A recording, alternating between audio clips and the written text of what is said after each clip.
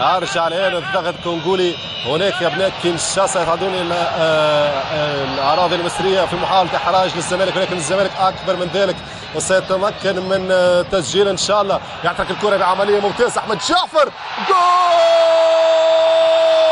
جول جول جول جول جول، صاروخ ارض جو من احمد جعفر، يعني يعبر فيه عن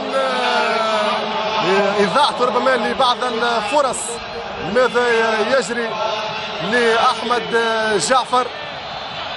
على كل يسجل اولى الاهداف، يسجل اولى الاهداف احمد جعفر في هذه العمليه الاخيره، يطلب التغيير.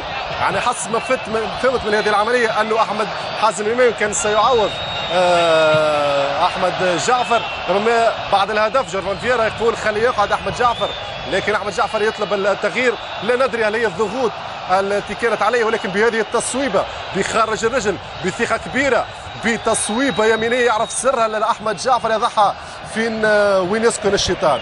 هذا تعبير مجازي، يعني في الزاويه مش ال90، خلينا نقول في الزاويه، اختاروا انتم العدد 90 93 اي زاويه تشاؤون لهذه التصويبه اللي اعطت الاسبقيه لنادي الزمالك. هنا الجماهير الزمالكاويه